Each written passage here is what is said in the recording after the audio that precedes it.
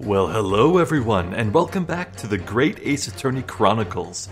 Previously, the second trial of this case began, and we came out the gate swinging with some good decisive evidence to catch William Shakespeare in some lies, but unfortunately the man's just too dang charismatic and he swayed the jury.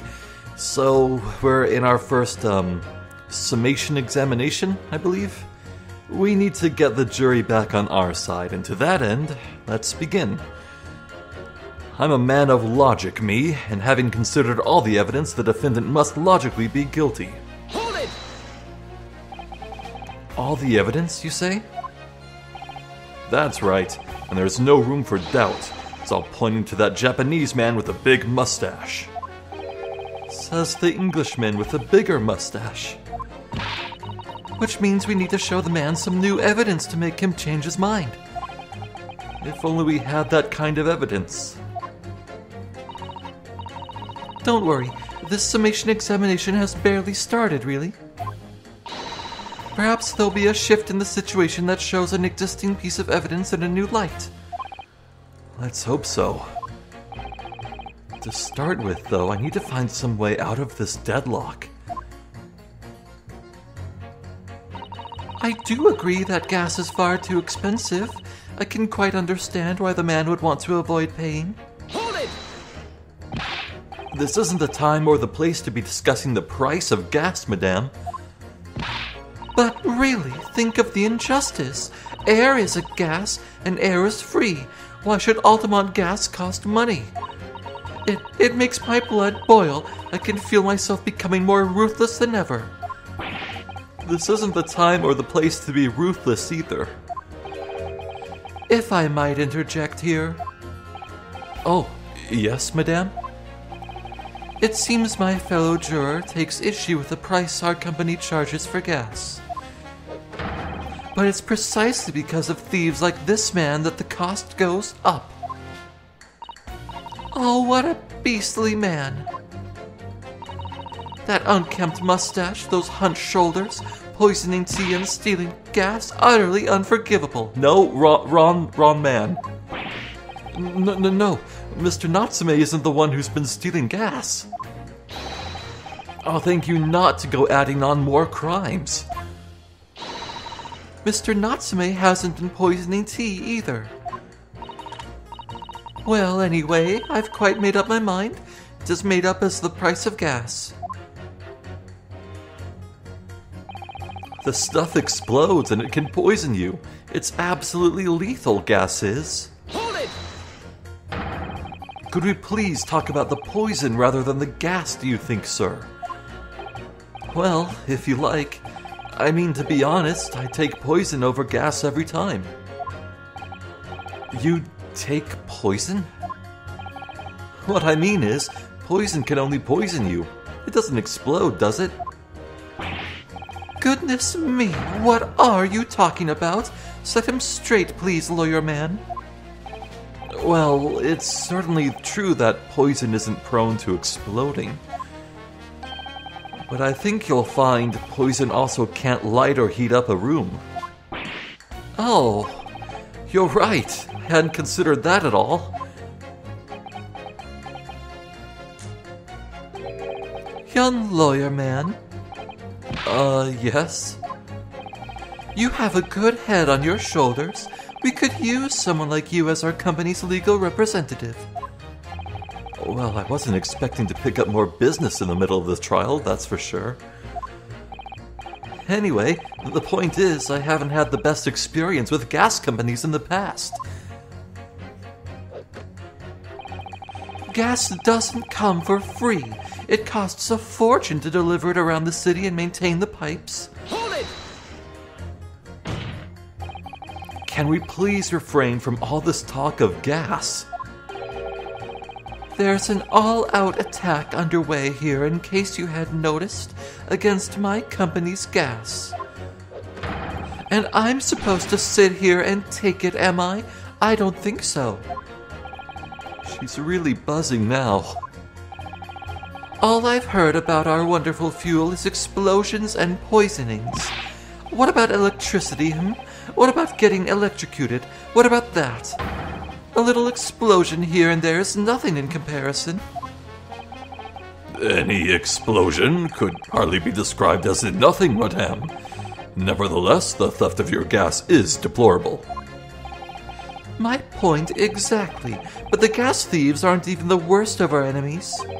We have far more devious reprobates to contend with on a daily basis, you know. More devious? Who, madame? Other gas companies, of course. Other gas companies? Not quite what I was expecting. We generate gas and we deliver it to our customers fair and square. Indeed. Nobody is questioning that, madame. Altamont is an exemplary gas company. But there are other unscrupulous gas companies here in London that don't even have any gas at all. What? But if they don't have any gas, how do they go about selling it to people? You wouldn't think it possible, would you? But they steal our gas, you see, and sell that. They steal your gas? How on earth is such a thing possible? Gas companies like ours deliver gas to people's homes via a network of pipes.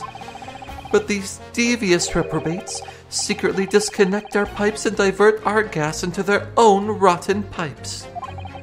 Then they make a contract with the household supplied by those pipes and take money for the precious gas that's rightfully ours without us even knowing. They're diverting gas into their own pipes illegally. What a brazen form of theft. When we visit customers' houses to collect the money from their meters, we always have to check whether or not one of these devious companies has been up to its tricks. Oh.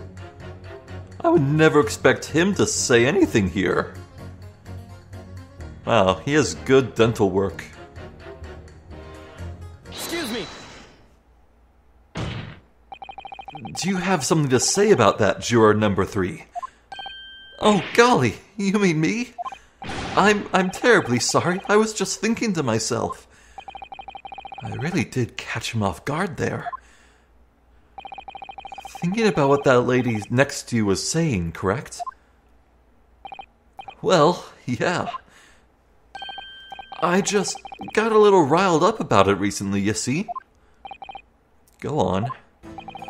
An Altamont gas worker visited my house the other day to investigate the pipework. We need to ask for your cooperation while we carry out a secret check on your property, sir, the fellow said. So I let him in. And do you know what he did? I'm, afraid I have no idea. Please, tell us. He proceeded to take one of my lights off the wall. Then he grabbed the exposed mouth of the pipe and started blowing into it. What do you think you're doing, young man? You're giving away company secrets there. Oh, please, everybody knows. It was very nearly the death of me, I can tell you. What do you mean? I'll explain if you don't mind. As I said before, these unscrupulous other gas companies connect their customers to our pipe network. Yes, but how does blowing into the pipes come into it? Obviously, there's gas in the pipes, and it's at a fairly low pressure. By blowing air through the pipe, you can make the pressure drop temporarily. And if you do that, any lights connected to the same pipe will flicker for a moment. Oh, I see. In other words, if upon blowing into the pipe, the lights of an adjacent property that has no contract with your company flicker, you can know that these devious scoundrels have been meddling with the pipes. Exactly, my lord. That's it in a nutshell. It's the reason why we have teams of workers going around neighborhoods to investigate which lights flicker. The trouble is, the particular worker who came to my house didn't know the strength of his own breath. He blew down the pipe with all his might. You can guess what happened, can't you? Well, if he blew hard, then... Wait, you mean... That's right. The lights didn't just flicker, they went out. Along with the stove, gas started pouring into the house. Oh. Well, this sounds an awful lot like what happened to the tenant that came before Sosuke. Huh. What a disaster. The gas supply must have been interrupted briefly because the man blew too hard, so the flames went out. I'm afraid I yelled at the fellow. Are you trying to kill us all, I said? So by disconnecting a lamp and blowing into the exposed gas pipe, it's possible to extinguish lamps and stoves connected to the same network of pipes. And then when the gas starts flowing again, it just silently seeps into the room. Mr. Naruhodo, I think perhaps... Yes, this is almost certainly the clue that we've been hoping for. Juror number 3, the defense requests that you amend your statement to include that information. Oh, well, if you like, I don't mind. Well, I do. That's our company's secret method of... Like I said, madame, it's widely known already. Very well. Juror number 3, you will amend your statement accordingly. Yes, my lord. Although I'm not really sure what the point of all this is. Blow too hard into a gas pipe and you extinguish everything in the house. Then you're in real trouble. Alright, we'll get back to you.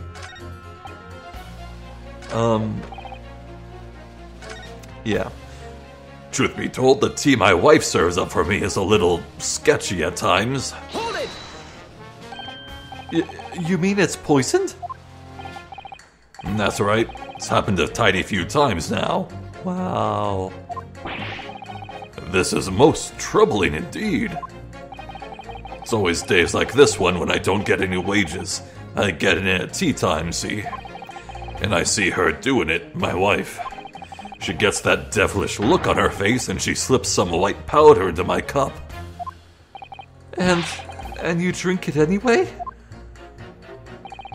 I was brought up proper, I was. Someone gives you a cuppa, you drink it. And what happened to you? What did it taste like? It was god-awful, believe you me. Salty as hell. Oh. Yeah, that's poison, I guess.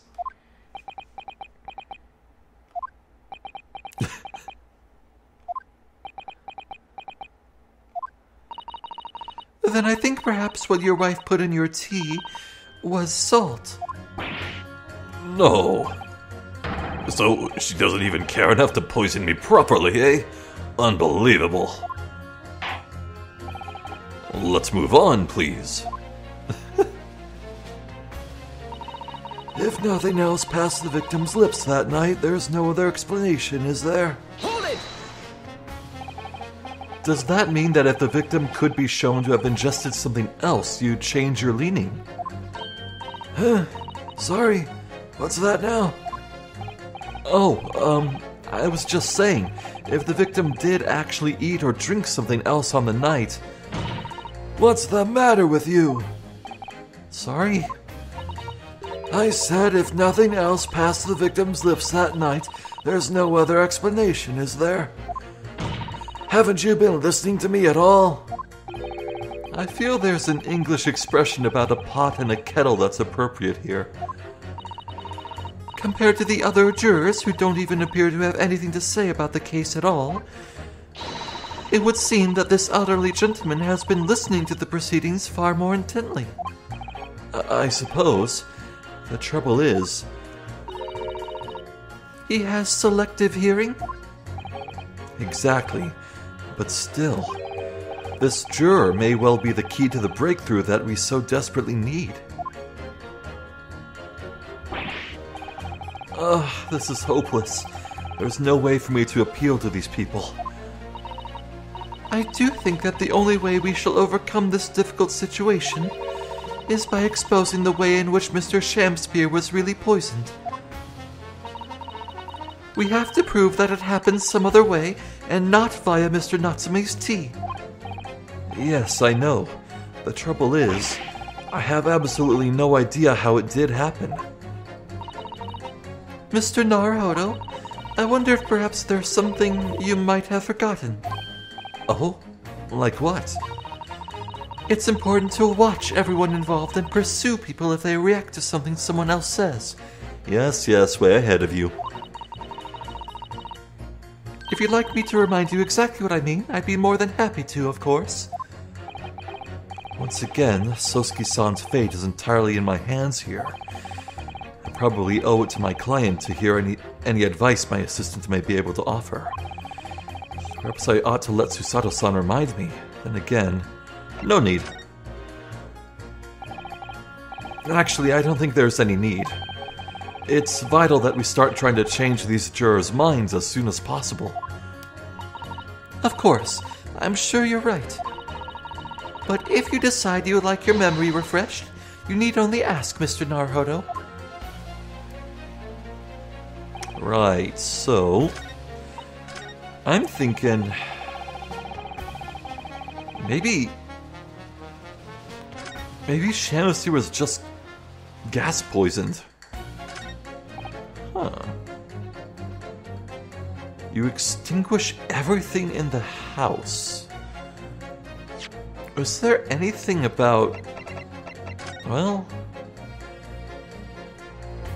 There's clearly a light source here. Clearly a light source, and indeed... Yeah, no. Not only did this occur in the dead of night, late at night when it was pitch black, but there's no windows or anything in this room. If someone did blow into the pipe and make the lights go out here and make gas seep in, William would have noticed.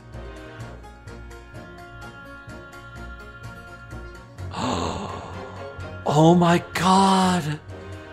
He would have noticed.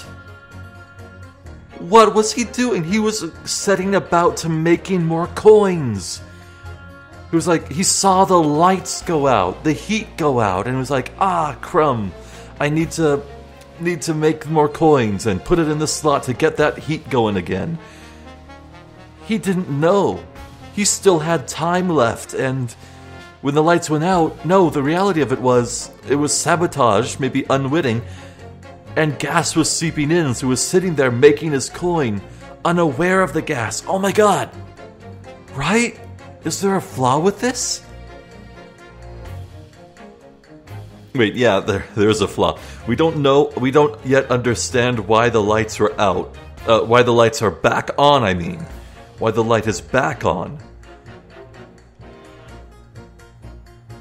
I mean, maybe it just fixed itself? No. Oh, I feel like I'm missing something.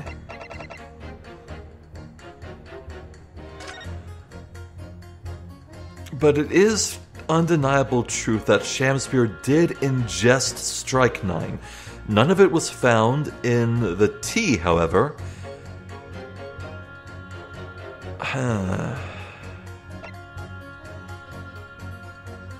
Definitely the dead of night.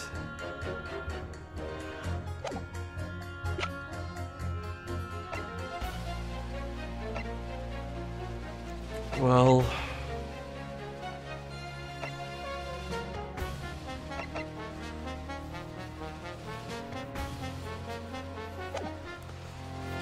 I don't think we have any evidence to use just yet, but if we can combine these testimonies, let's see.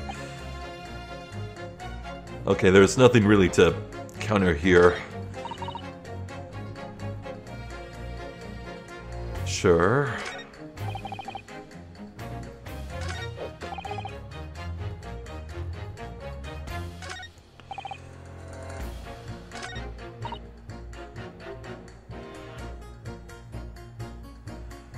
Well, this makes sense to me. Juror number 6 is saying There could be no other explanation if it wasn't the tea. But you have to inhale to live, and plenty of air passes your lips, and if that air is tainted by gas,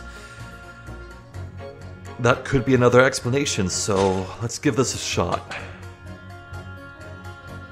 You'd be in trouble. Objection! These two statements clearly contradict each other. Good gracious! To whose statements do you refer, counsel? Juror number 6, did you hear what juror number 3 just said? Well, yes, of course. I heard him mumbling about something or other. There is another explanation here, I believe. Something besides Mr. Natsume's tea did, in a matter of speaking, pass the victim's lips on the night in question. What explanation? I wonder, did the police check the mouth of the gas pipe feeding the wall light at the scene to see if there were any traces of poison there?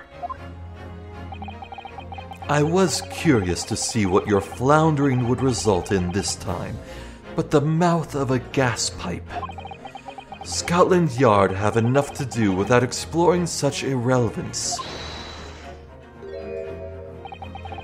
What a piece of work is a man! What are you trying to say, Mr. Shamspeare? What speakest thou? Prithee, is it not strange and strange? That is what I say to thee, sir. I thought I'd been quite clear, but let me put it another way. The strychnine could have been in the mouth of the gas pipe that feeds the wall lamp in your room. And that is how the poison came to enter your body. Good Lord! Are they tasty then, gas pipes? Is that what he's saying? Or is the gentleman suggesting that the poor man was so desperately hungry he tried to fill his belly with gas? Perhaps no actress would perform a kiss scene with him, For shame, madame, speaking thy fancy. I assure you I'm not such a buffoon that I have to kiss pipes. Objection! This is no summation examination. This is a farce. The prosecution will not stand for any more of my learned Nipponese friend's conjecture. To begin with, the lamp in the victim's room is high on the wall. In order to have placed his lips to the pipe that feeds it, he would have to be a contortionist. These are empty assertions. Wow, the combo. There is no possible proof that the man did as you say. Objection! It's true, I have no proof that Mr. Shamspeare put his lips to the pipe. However, I can say with some certainty that on multiple occasions, Mr. Shamspeare has been doing something in front of that lamp on his wall. And I have evidence to prove it. All right, you've got our attention, lad. I'd like to see how you can be so sure of yourself. So would I. Let's see this evidence then. Now that I've got the jury's ear, I need to make this opportunity count. This is the proof that, time and time again, Mr. Shamspeare stood in front of his gas lamp. Yeah, right here. Wow. I was so fixated on the painting that I didn't notice the fixture. Take that! What the? These are... Wait, what are they called? Yes, skin prints that were found at the scene. Skin prints, counsel? I've never heard of such things. The Justice Ministry is currently assessing whether or not to permit fingerprints as evidence in court, however. My lord, this is an exciting new forensic technique developed by the great detective Mr. Herlock Sholmes. Oh, they did not need to know that.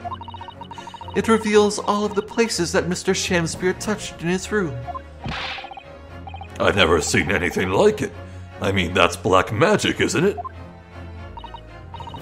Well, if anyone could invent something like this, it's that great Sholmes fellow, that's for sure. I agree. This month's edition of Engineering Thumbs was quite fascinating.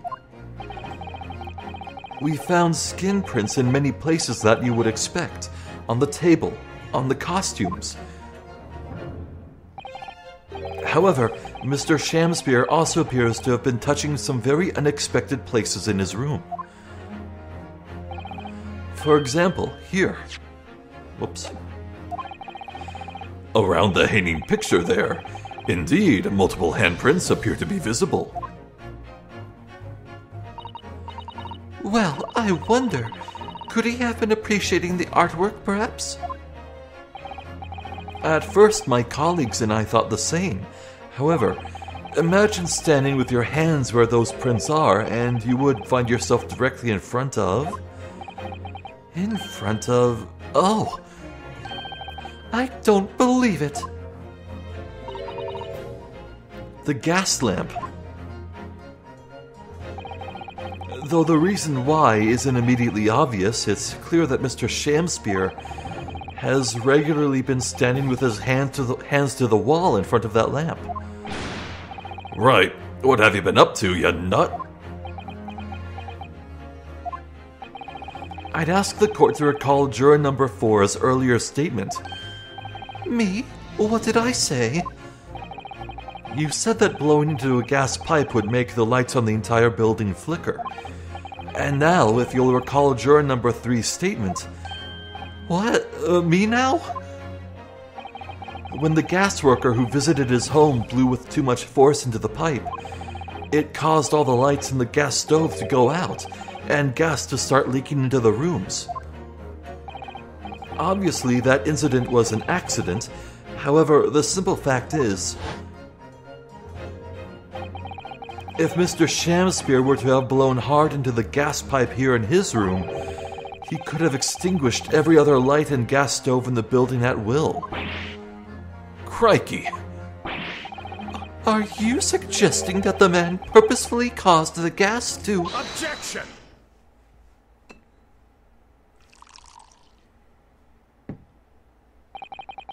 Whilst I acknowledge that the prosecution is required to remain silent during a submachine examination, I must toast my learned friend's utter disregard for the letter of the law. What is the meaning of this, Lord Van Zieks? This curious photograph, or whatever it is, presented by the defense, the so-called skin prints, clearly that cannot be accepted as any form of usable evidence in this case. But it's an exciting new forensic technique, developed by a great detective. It's nothing. A mere toy developed by an amateur sleuth with too much time on his hands. Ugh. Certainly, even research of this nature by the esteemed Mr. Sholmes cannot be recognized by the court as formal evidence. Hold it! But... Please, my lord, if I may. Miss Susato? It was not the defense's intention to submit the skin prints as formal evidence. We merely wish to present the results of the great detective's investigation of the scene as a tool by which to explain a possibility to the ladies and gentlemen of the jury. Wow, good save. And if the trial were to come to an end now, we should never learn the truth behind these mysterious handprints that everyone has now seen. I don't believe we can allow that to happen, and I'm sure the jurors will agree.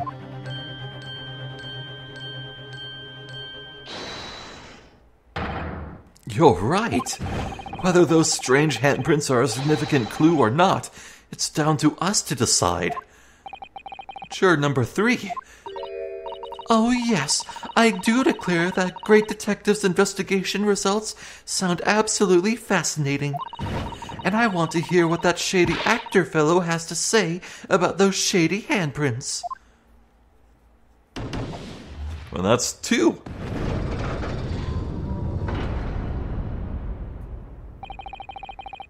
What's the matter with you two? That was foolhardy. Well, I did say it, didn't I? And I don't like to break a promise. No, wait, you hurt his lordship. It's not fair to... Well, that's 3. Hey! Oh, well done, Mr. Naruhodo. If just one more juror changes his or her mind, Mr. Natsume's trial will have to continue. Thank you, Mr. Sato, but I couldn't have done it without you. Oh no, it was you who identified the clue after all. This is very much your success. Why, Mr. Shamspear, you seem to be losing your composure. Just one more juror, Mr. Naruhodo. You can do it. Very well. Continue, counsel. Huh. Well, 3 of these should have dark green text, right? Yeah. I'm very interested in the results of the great detective's investigation at the scene. Looks like we can't even press it. No. Huh.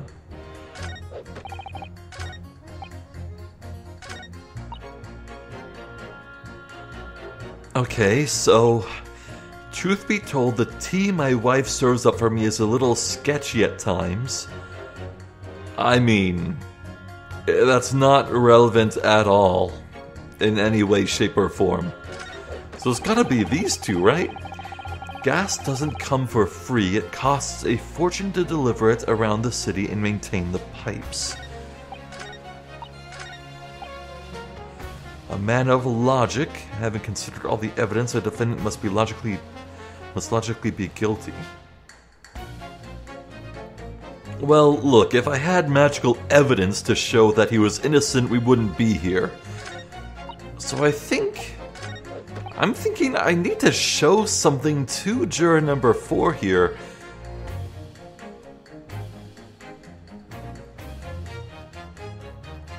That this is wrong?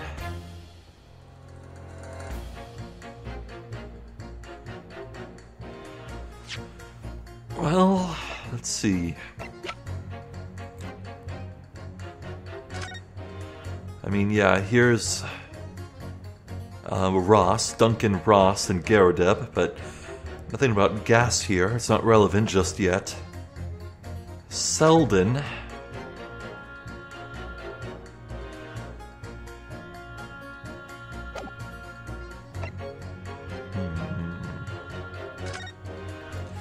We already did all we can with this, I assume, so we can disregard this. Let's see.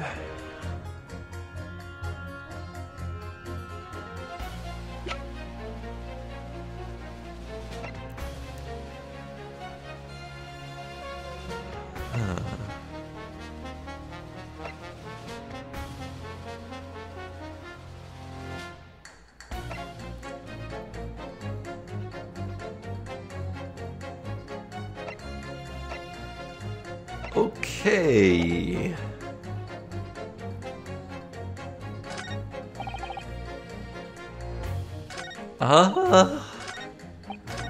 Let's press this one more time. Hold it! Okay. Maybe if we do press, we can get like some new pursue here. Let's see. I think so. Really buzzy now. Electricity. A little explosion here and there.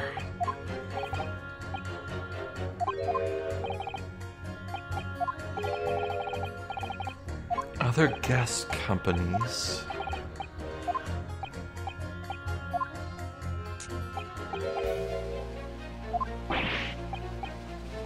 Right. Stealing gas.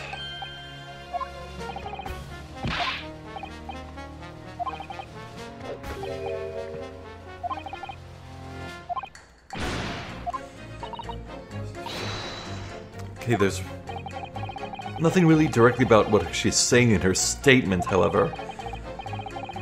She's talking about the expenses, not about the thieves.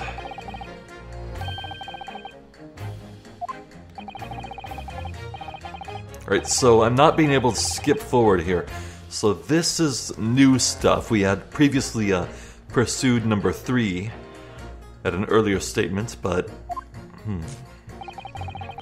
It's very difficult selling something you can't see, you know. Very difficult indeed. Thank you, that will do. Clearly, this is a very involved subject, but I feel we have digressed rather too much already. Maybe I should just go back to voices.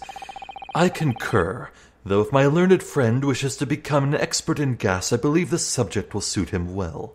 What, you call me full of hot air? To your new career in nothingness. Oh. Thank you so much.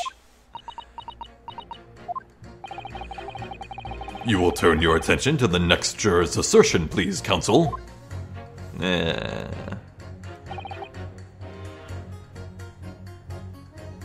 Okay.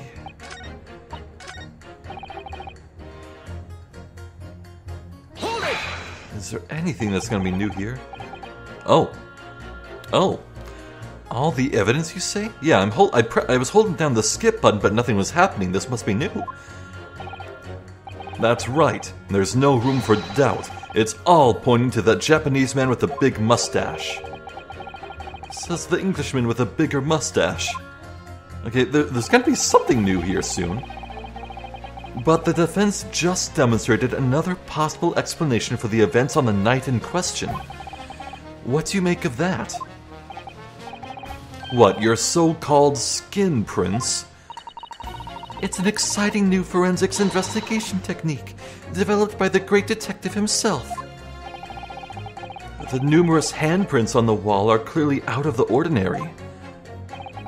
And if Mr. Shamspeare had indeed put his mouth to the gas pipe on the night in question, it can't be denied that there's a possibility that that's where the poison was. Well, yes, I won't deny that it's playing on my mind. But as the prosecution rightly says, we should pay no heed to unacceptable forms of evidence. And besides... Yes? Even if the fellow has been up to some mischief with the gas pipe dozens of times before, it doesn't mean he got up to the same shenanigans on the night in question, does it? Oh. If you can't make your case better than that, I'm afraid I can't change my stance. Huh. You do make a very valid point, sir. What? Huh, that's true. Perhaps I was a little hasty. No, wait. Look, you've got your chance here, haven't you? So it's time to prove your theory. If you and your Japanese cohorts can, that is. Just leave our nationality out of this, please. Mr. Naruhodo, if we can't substantiate our position, I'm afraid the jurors that changed their minds before may very well change them back. What can I do? Is there any more proof I can give here? Can I show that Mr. Shamspeare really did blow down the gas pipe on the night in question?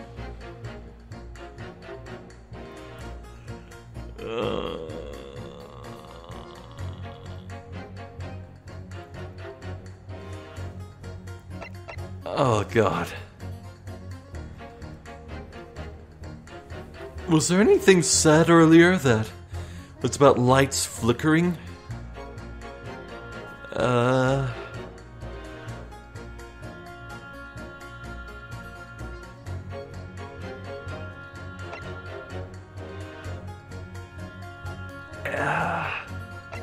I think I want to go with I have supporting testimony.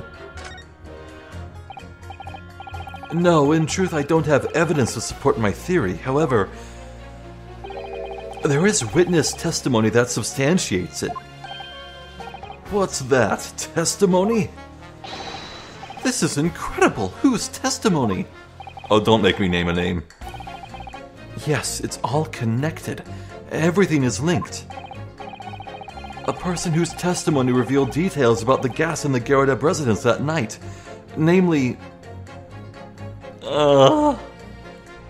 Look, for me, it's been a week since I last recorded. It's been a week!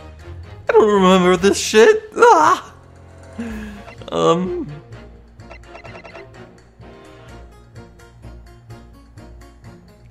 I forget if he even took the stand, but I know Mr. Garudeb is very, very eager and keen to keep a close eye on all his gas. It's a trend.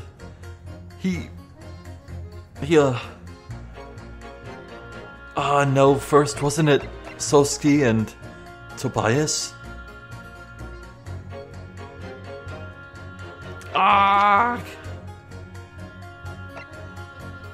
But wait. I mean, no.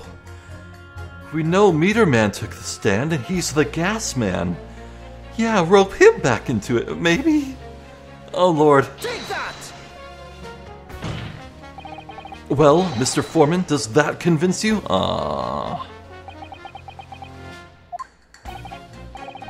Phew, I don't think he was listening. Rest assured, Counsel, I shan't let such nonsensical answers go without penalty. I thought I'd got away with it. A witness who spoke about the gas on the night in question. Yes, there was someone. That's what I thought too, but I obviously chose the wrong person. Oh, it's really booting me out to here.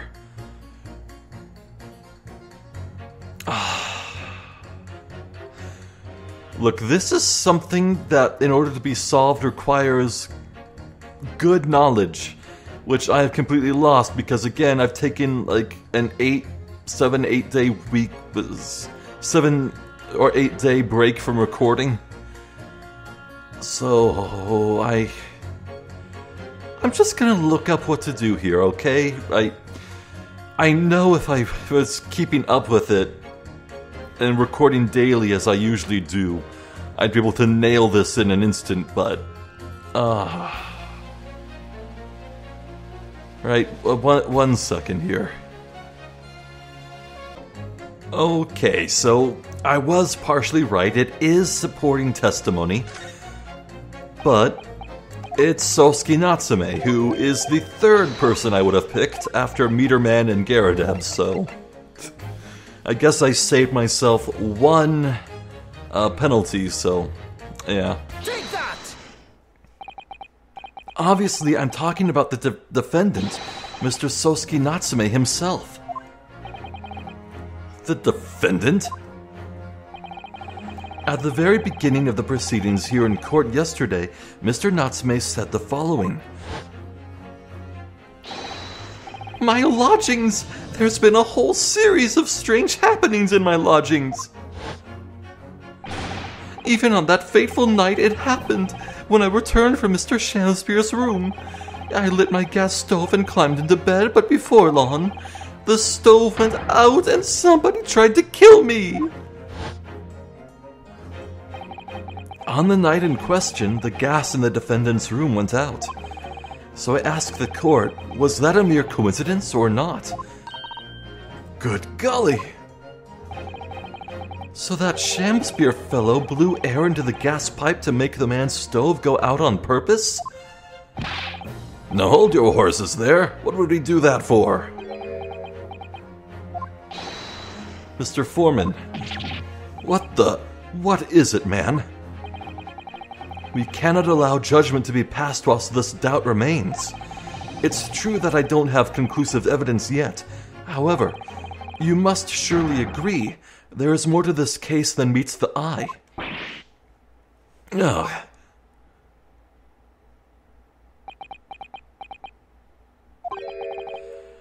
Fair enough. Like I said at the outset, I'm a man of logic first and foremost.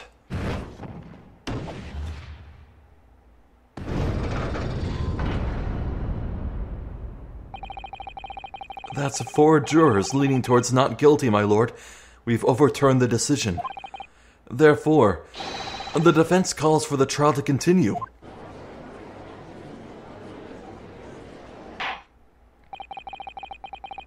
As the defense has rightfully indicated, this summation examination has concluded with a majority of jurors altering their decisions.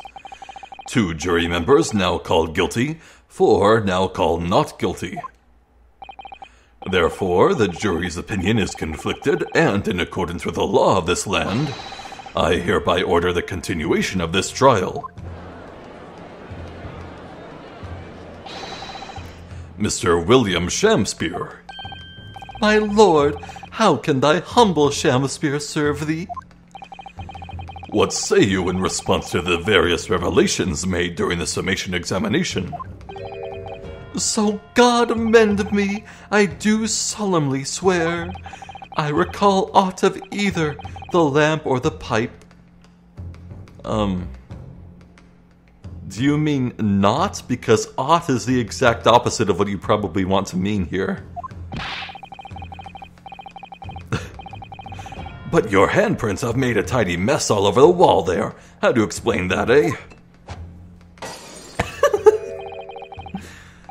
I am done with this. The dignity of this great courtroom has been sullied enough already, juror number 5. Ooh, me? As I went to some pains to point out already, a print from the self-professed detective's toy has no place in a British court of law. Oh. As such, whether or not this man did indeed stand before the gas lamp with his hands against the wall remains at this time an established conjecture. You would all do well to remember that. Objection! But the prosecution must concede that it would be extremely simple to verify. Just order the mouth of the gas pipe feeding that lamp in Mr. Shamspeare's room to be examined. If there are traces of poison there... Objection! What appears to be extremely simple is my Nipponese friend's mind. You will recall that in order to check for the presence of poison in the tea, some remnants of the tea were required. Yes? Therefore, it shouldn't be beyond your wit to imagine that even if poison were to have been spread on the pipe, it would have completely evaporated by now, making any analysis impossible. I didn't think of that. In any case, counsel, I fail to see what could possibly have motivated the man to do as you describe. Why on earth would this fellow have wanted to blow air into the gas pipework where he lived? There's only one possibility that I can think of, and that is to use the leaking gas to commit murder. Here we go. Ordar? Ordar?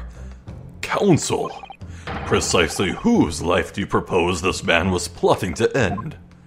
Here we go. Just as William probably killed the tenant that came before Sosuke, I wanted to kill Sosuke too. It was about getting into that room, maybe. Being allowed to live there, maybe. That's what I was thinking anyway. The answer couldn't be simpler. Now we've unraveled the mystery this far. Mr. Shamspeare wanted to end the life of... Take that! If a gas lamp were to go out, it would be noticed immediately, of course. But a gas stove, on the other hand, could be silently extinguished by the killer without anyone noticing. I live around those parts myself, so I know what it's like. I can tell you, trying to sleep without the stove lit is pretty much suicide. You'd freeze to death in no time. Mr. Garadeb, the landlord, has a large fireplace in his part of the residence on the top floor.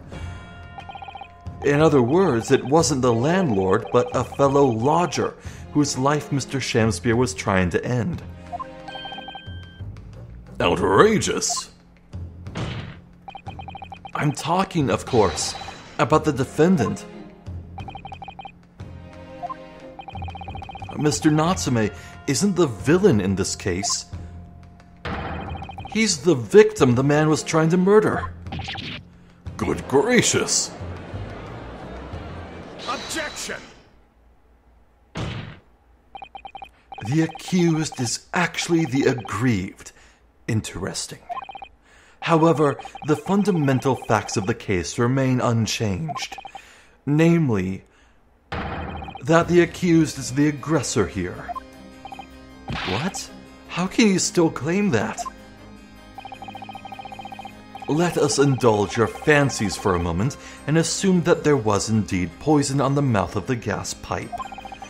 The question that then arises is who put it there? Who did put it there? The only logical conclusion is that the person responsible was aware of this man's trickery with the gas supply and his intent to kill. Yes, that would indeed seem logical. If the assailant were unaware, how would he or she have known to lace the end of the gas pipe with poison? So now we must ask, how could anyone have known of Mr. Shamspeare's murderous designs? Oh, you mean to suggest... Naturally, the sole possible answer to that question couldn't be more obvious. Only the man whose life was being threatened could possibly have known. What? In other words, the person who put the poison on the gas pipe in what was a clear retaliatory attack can only have been the accused, Mr. Sosuke Natsume.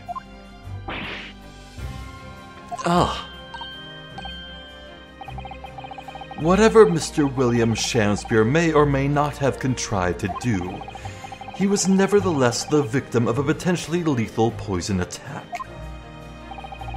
And the only person who could possibly have perpetrated the attack is the accused, Mr. Natsume.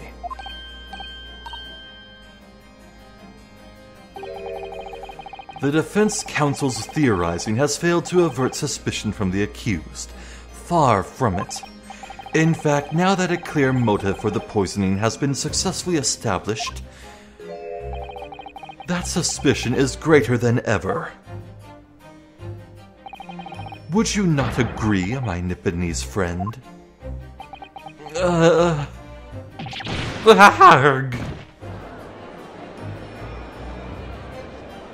Uh-oh. Uh-oh. Hold on. How did he manage to turn that around on me so rapidly? Mr. Naruhodo, you must respond. Otherwise, the members of the jury may very well change their leanings against us again. And this may be our last chance to gain the advantage. What advantage? Well, it would seem that somebody put poison on the gas pipe in Mr. Shamspeare's room. So we must name that person now and absolve Mr. Natsume of guilt. You mean name the true culprit? I know it might sound impossible, but if we fail to do that, I have no doubt that Mr. Natsume's fate will be sealed once and for all. As it happens, one possible culprit does come to mind. The evidence, the poison, it's all pointing to a particular person now. The prosecution calls for the jury to consider their leanings again.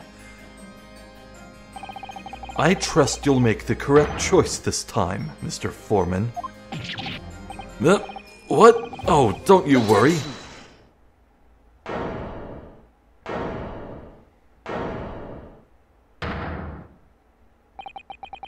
There is one other person who I believe could have been involved in all of this. The true culprit of this crime. The true culprit? A term found only in second-rate novels featuring third-rate great detectives, my Nipponese friend. With a fourth-rate deck. But why not? This farce has gone on for so long already, I see no reason to cut it short before its disappointing climax. Thank you. Tell us, my learned Nipponese friend, what is your latest theory? Who is the so-called true culprit of this crime? What do you mean I don't get to look at the court record?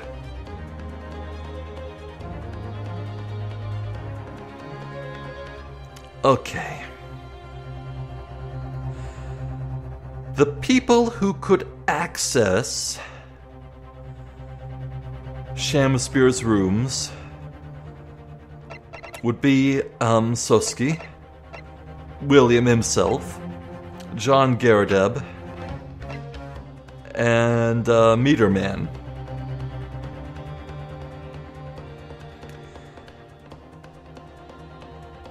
The people who'd actually want to kill Shamspeare would be...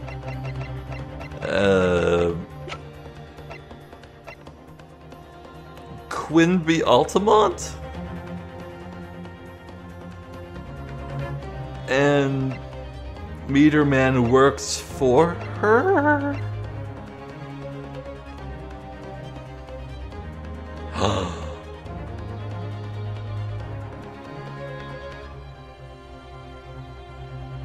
No way!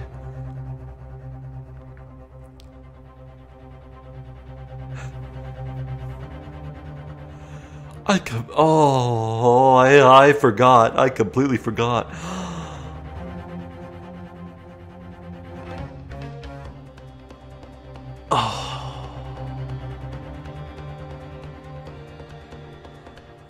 The person who killed Duncan Ross was William.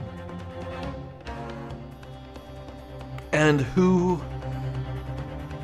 was directly messing with Ross's sweetheart, Olive Green, sending her the faked letter, telling her to meet at some place.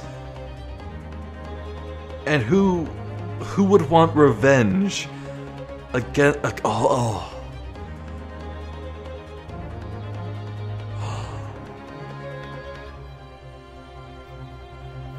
I think this is the moment that we bridge the gap. Everything involving Duncan Ross and Olive Green and everything around them has existed in its own separate little bubble until now. This is where we connect things. Yeah, I'm doing it. Take that! The name of the person responsible for the poison that afflicted Mr. Shamspeare is, I believe, Miss Olive Green. Miss Olive Green? Miss Olive Green? I do feel as though I've heard that name in the recent past, Counsel, but I don't recall where. Miss Olive Green, the woman from 6 days ago. The victim in the recent case of stabbing on Briar Road. An incident for which Mr. Natsume was arrested, I hasten to add. I feel like I succeeded here. Oh, of course, yes, Miss Green. She was left comatose for some 3 days, I believe, but I hear she regained consciousness 2 days ago. And I hardly need to remind the court that Mr. Shamspeare's poisoning took place 3 days ago. Given that the woman was lying comatose in a hospital bed at the time, she appears to have a rather fine alibi. True, on the night that the incident occurred, Miss Green was in hospital, unconscious. So on the face of it, it would seem that she couldn't possibly be responsible. But still. My colleagues and I visited Miss Green in hospital yesterday. Oh, the poison! The bottle she was about to drink from. That was strike 9, it had to be. And we found her to be in possession of a bottle of poison. Good gracious, she had poison. And there is another fact that links Miss Green to this case as well. The defense requests that she be brought to the witness stand in order to explain the details to the court. Tell me, Mr. Shamspear. My lord, pray what be thy bidding? Are you acquainted with Miss Green? No, never heard of her. Judging by the look on Mr. Shamspear's face, I think perhaps he genuinely doesn't know her, at least not by name. As the voice of Her Majesty's prosecution here, I adhere to my word. We will see my learned Nipponese friend's farce through to its conclusion. I appreciate that. The prosecution requests a short recess, my lord, in order to subpoena the witness and bring her here. Yes, Miss Olive Green. Indeed, my lord. 1 hour should be sufficient. Very well. I grant the request. Excellent. I hope. The defense has made a most extraordinary accusation, I must say. But at the present time, I feel the prosecution's argument remains largely uncontested. Accordingly, I'm afraid the defendant and his culpability remain the sole subject of this court's attention. Thank you, counsels. We reconvene in 1 hour. Court is adjourned.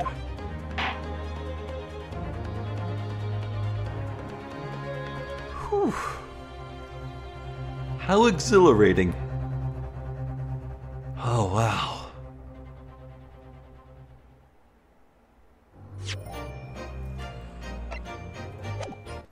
Nope, we're good. No save.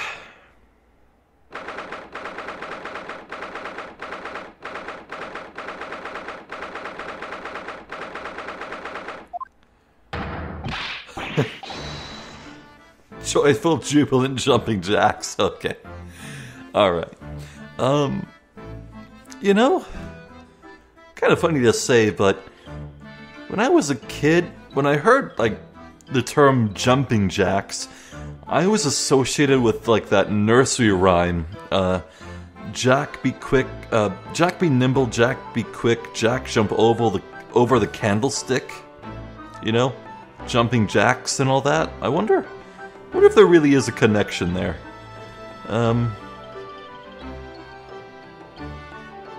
But no, I did not associate that Jack with the Jack from Jack and the Beanstalk.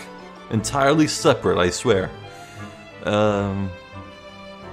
What the hell was it talking about? Oh, right, the case. Yeah, definitely exhilarating, but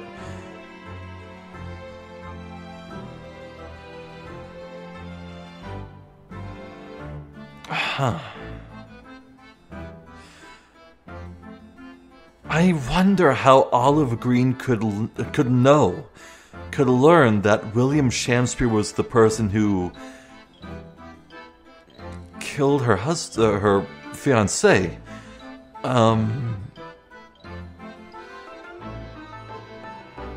Well, it's as juror number 5 said, everyone knows the secret. No, it was number 3 who said it, my bad. Everyone knows the secret. You blow into the gas pipe. You make bad things happen if you do it too hard. So assuming Olive Green would know that,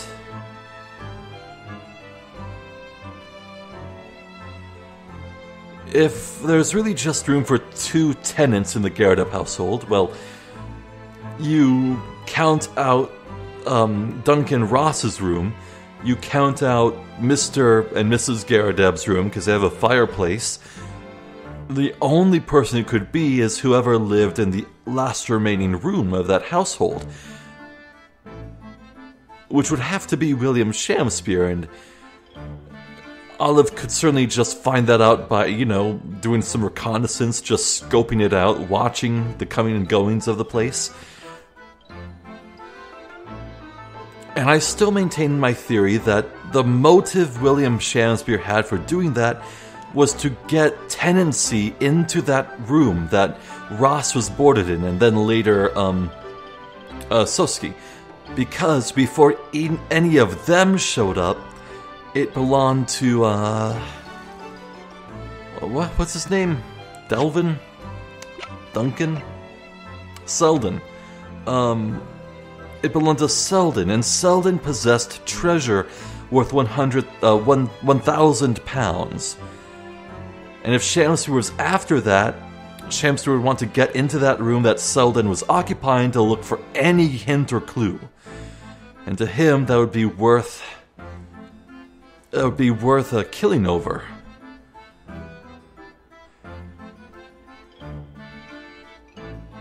The question is, then, how the hell did Olive Green get into William's room?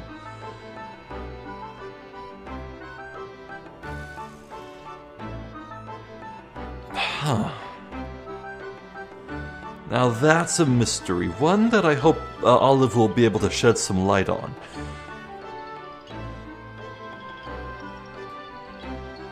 God, what a sad, tragic character, though.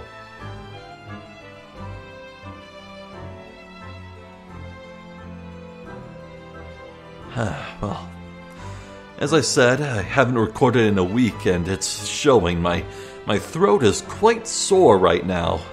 I need to build up that fortification I used to have. That, man, back in the day, man, I would be able to record like 4 or 5 hours in a row without breaks. That was mostly by necessity. Thankfully now my living space definitely allows for recording whenever I please, which is much nicer. And yeah, sometimes I just need multiple week-long breaks in a row because I'm burnt the hell out.